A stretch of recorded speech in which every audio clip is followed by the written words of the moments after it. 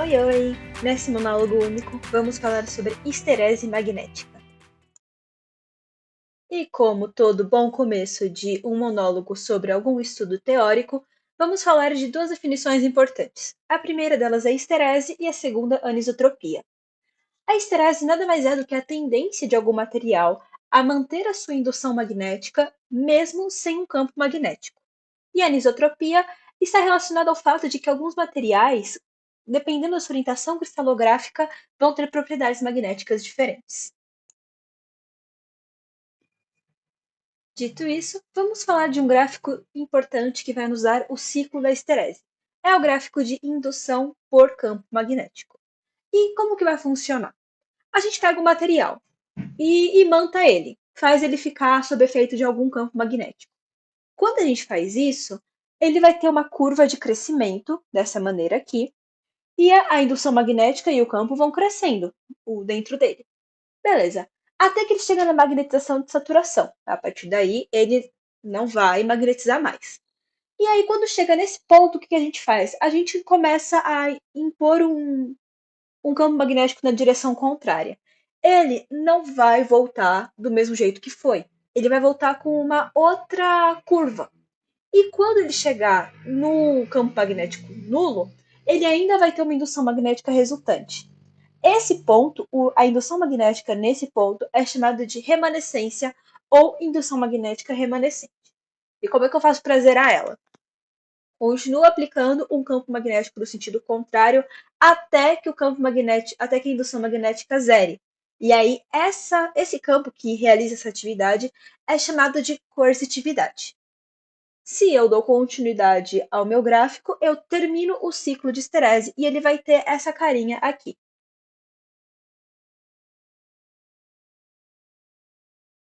E então fica a pergunta: por que isso acontece? Para a gente precisa entender o que acontece no ponto de magnetização de saturação. Ali a gente vai ter uma troca do sentido do campo magnético, e aí o que vai acontecer? Vários domínios, que são regiões de magnetização, vão alterar o seu momento de dipolo para seguir o sentido do campo magnético, vão se alinhar com ele. Só que as paredes do domínio, elas também são resistentes, elas têm certa resistência a esse movimento. E aí o que acontece? Com, Graças a essa resistência, alguns campos magnéticos não vão alterar o seu sentido, vão permanecer no sentido que estava anteriormente. E isso gera, no somatório total dos momentos de dipolo de cada um dos domínios, um campo magnético remanescente. E dessa maneira, o gráfico de esterese acontece. Qual que é a influência disso na magnetização dos materiais? Bom, vamos dar uma olhada nisso. Se a gente tiver materiais ferro ou ferrimagnéticos, lembrando que todos os resultados são empíricos, ou seja, a gente está criando a teoria para explicar um fenômeno que acontece de fato. E aí tá bom. Deixando isso claro, no caso dos materiais ferro e ferrimagnéticos, o que a gente vai ter?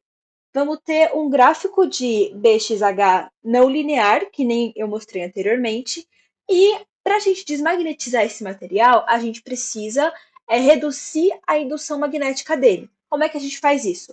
Repetindo a esterese várias vezes. Conforme a gente vai repetindo esse processo de chegar no ponto de coercitividade e voltar, a indução magnética do nosso material vai diminuindo. Para o caso dos materiais para ou diamagnéticos, a gente vai ter uma curva linear de BXH, e quando a gente tiver um campo magnético remanescente, essa remanescência ela é muito pequena, da ordem de 10 a menos 5, e por conta desse fato, a gente diz que esses materiais são não magnéticos. Outra coisa importante da gente falar sobre esterese é que tem vários fatores que alteram o gráfico de esterese. E então, quais são esses fatores? Primeiro, a amostra. Se ela for monocristalina, vai funcionar de um jeito. Se ela for policristalina, vai funcionar de outro. Se ela for policristalina, dependendo se os grãos têm uma orientação de preferência ou não, vai alterar o gráfico de esterese. De terceiro ponto, a gente tem que se tiverem poros ou partículas de segunda fase, também vai alterar o gráfico da esterese. A temperatura altera a esterese, a tensão mecânica altera ela. Então, assim, um gráfico específico, ele está caracterizando para a gente uma situação específica de um material específico. Por último, eu vou falar um pouco da anisotropia, que nem eu mencionei anteriormente nas definições. A anisotropia, relembrando, ela acontece quando os nossos materiais, dependendo da sua orientação cristalográfica, vão ter características magnéticas diferentes. Como assim? Vamos pegar, por exemplo, o níquel, que é um material anisotrópico magnético. Ele vai ter uma orientação cristalográfica que vai atingir a magnetização de saturação muito rápido.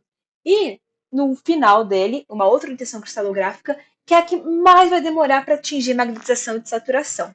Esses pontos eu vou chamar de A e B.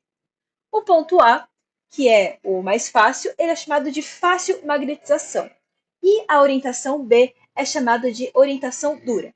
Lembrando que existem várias orientações no meio desse processo. E a gente está considerando só a maior e a menor. Bem, o que eu tinha para falar sobre esterese era isso. Espero que tenha esclarecido alguma dúvida. E tamo aí. Até a próxima.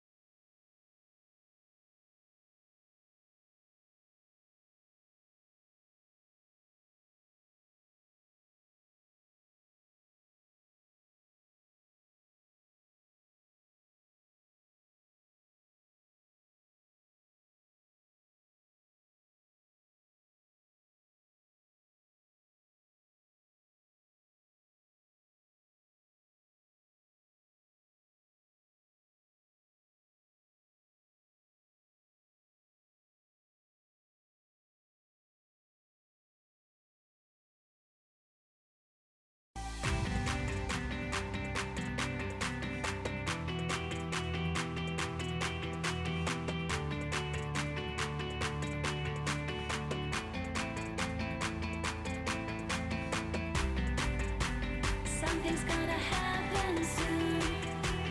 This is the moment of